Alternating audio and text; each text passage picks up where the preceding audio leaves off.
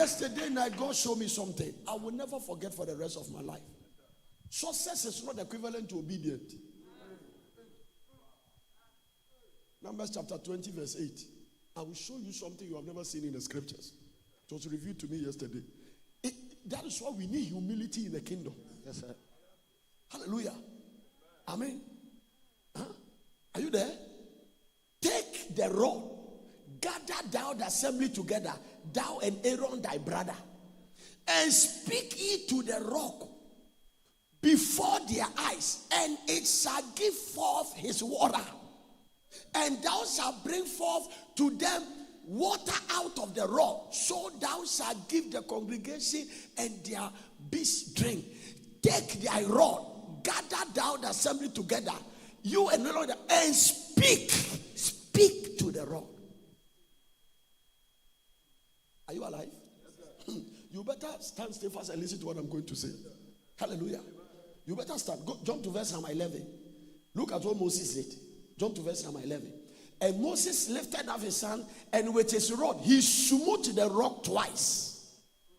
The instruction was to speak to the rod. He struck the rod, and the water came out abundantly. That is success. So when he disobeyed God, God still manifests his glory. He's supposed to speak to the rock. He struck the rock, and the Bible says water came abundantly. The man of God was disobedient, but God still manifests the miracle. So success is not a sign of obedience. The fact that anointing is flowing does not mean you are inobedient. The oil caused the water to come. And it didn't just come, it came in abundantly. But at the center of that success, it was the end of his ministry.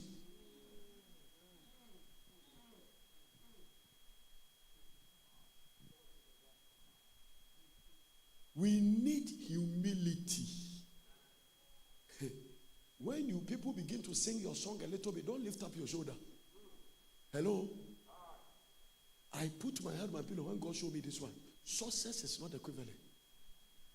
You can be in success, but you are in disobedience. You can be very in the center of success, but you are in disobedience. You are not doing what God. The Bible says water came out abundantly, and the congregation. Listen, I'm going to give you a prayer point. Pray from your heart. If God can answer this prayer, it will save you the next 50 years. Amen. If Jesus started, water came out abundantly. Everybody was, so the whole church thought a breakthrough has come, but their pastor has ended his ministry.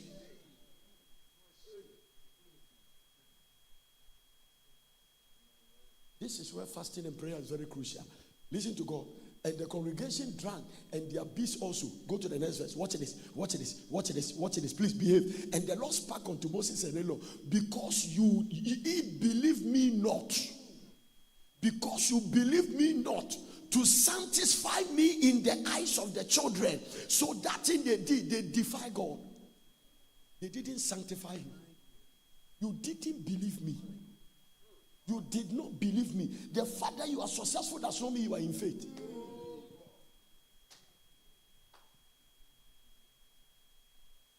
Amen. When you get one or two people to sing your song and to tell you all kinds of things, and it makes you begin to lift up your shoulder, success is not equivalent. That is why I always go back to God in waiting. Where am I mixing it? Where am I getting it wrong? Success abundant. Where everybody there, people were gossiping and said, wow, as for Moses, the anointing on his life, as the Bible said, water came out abundantly. Water came out. God was under no obligation to answer because he deviated from the course. Speak to the rock, he strike it. Speak to the rock, he strike it. Speak to the rock, he strike it. Are you called for prayer and you are in evangelism?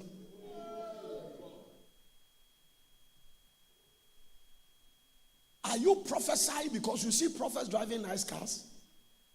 This is the bottom line. Are you sure what you are doing is what God called you to do? We are going to pray. Everybody. Amen. Why are you trying to marry this lady? Is it because of her shape? It will be tested. Why are you following this guy? Is it because because of his money, God will reduce him to zero to test your faith. Yes, sir. Are you following this ministry because of what you can get? Are you in the team because we are traveling outside? What about if you don't go? Will you still continue here to be tested? Amen. Check your motives. Listen, they can't show me this. I can't go details. You can't handle it. This is the scripture that I slept with yesterday. In sobriety, there was a manifestation of miracles. The congregation were chatting. I saw our pastor, the anointing on his life. Come and see the way he struck the rock and the water was coming. It was the end of their pastor's ministry.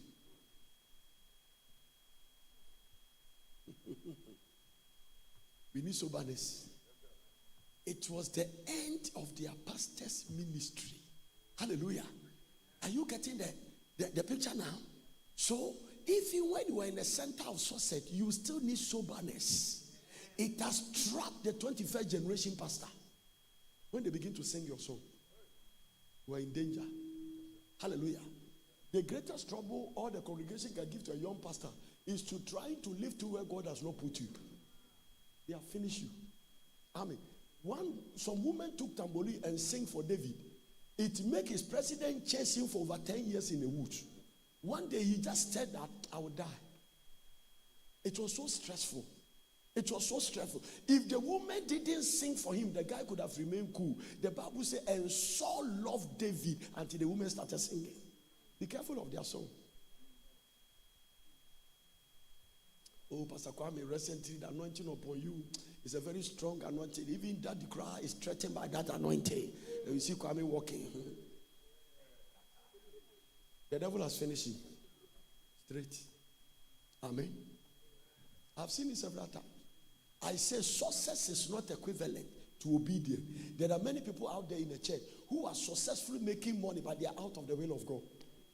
Completely. Can you imagine Prophet Anam, a pottery farmer?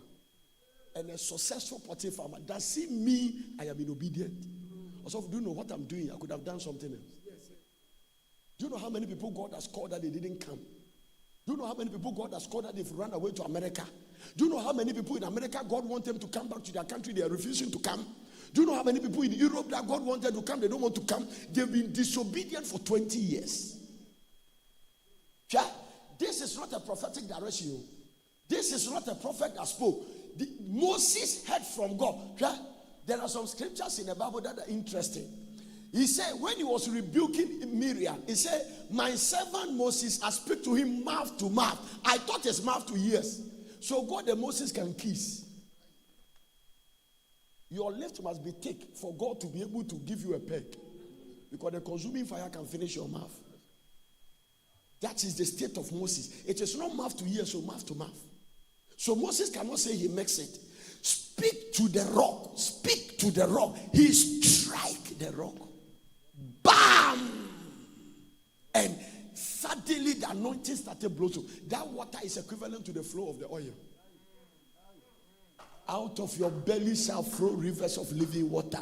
If any man thirsts, let him cry out of it. So that water was the flow of the oil. So when Moses tried the water, the congregation thought their pastor was anointed. It was the end of his ministry. Nobody under the sound of my voice will mix it. You better shout amen. I say nobody under the sound of my voice will mix it. Amen.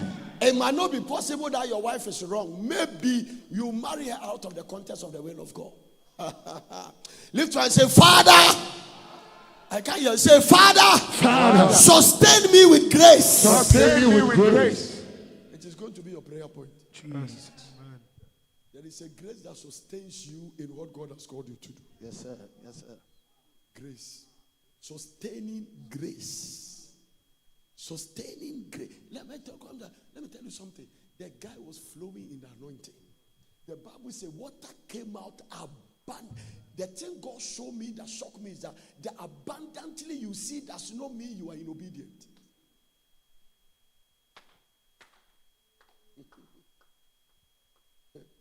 Yeah?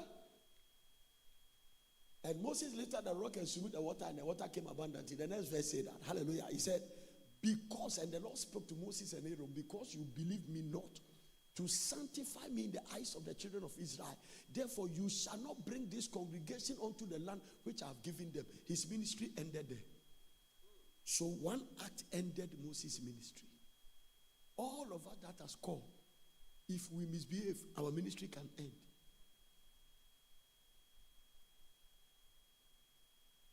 My spirit will not strike.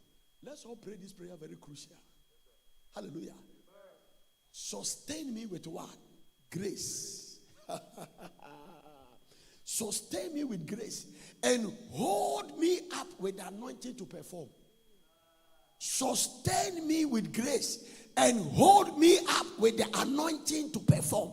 I said, this is the scripture I slept with yesterday. There are deeper things I can go. I have never seen it. I have never seen it since I started preaching.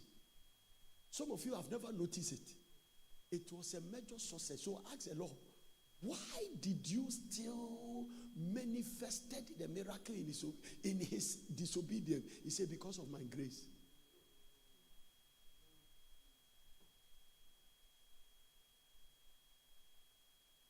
Then I begin to do a little check and I realized that the first rock that he strike, the Hebrew word Zor was different from the second rock that he strike. The Hebrew word is cliff.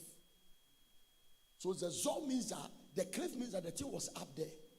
The Zor means that it was down there. He strike it. That means Christ was down. But now Christ is lifted to the cross. Don't strike him.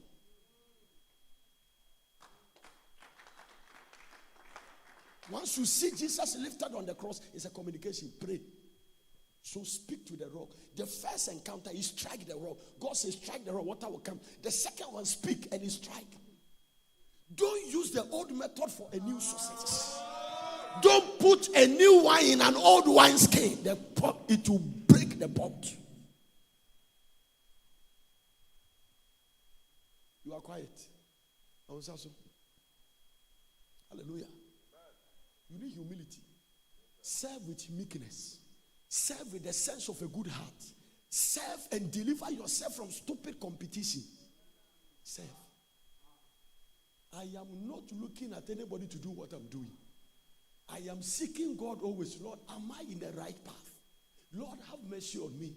As I pray to others, may I not be a castaway. It was Apostle Paul's prayer.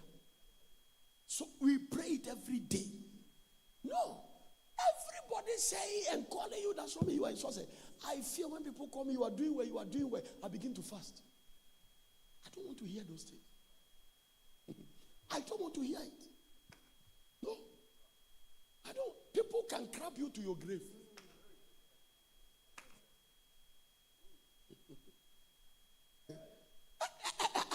Do I become a blessing to somebody here when you follow me? I say they can clap you to your grave. They can be clapping to you to your grave. When you see people say you are successful, begin to shake. Even Jesus will tell people, don't tell anybody I heal you. Don't tell them. I don't want any advertisement of this. Go and tell, no, don't tell anybody, keep it here. Keep it here. The way we are putting billboards, Jesus said, keep it here. I don't want too much satanic attention. Don't tell anybody. Hallelujah. Don't tell anybody. Sustain me with grace. I don't want to mix my place. If Moses mixes, me and you can mix it. If Moses makes it, me and you can mix it. The man that speaks to God face to face. If Moses makes it, me and you can mix it. Fasting can bring you to the realm of pride. You begin to think that because you are fasted, you are better than other people. And it will lift you up. Huh? When God started teaching me long fasting, he told me, say, I am not using you because of your long fasting. I am using you because of my grace and mercy. Huh? That is why without Christ you cannot go to heaven. Because nobody is qualified to meet God's standard of holiness. It has to be credited to you by Christ. Nobody. If the Lord shall judge iniquity, who will stand? So nobody by his own effort can meet God's standard of holiness. It has to be Jesus one credited to your account.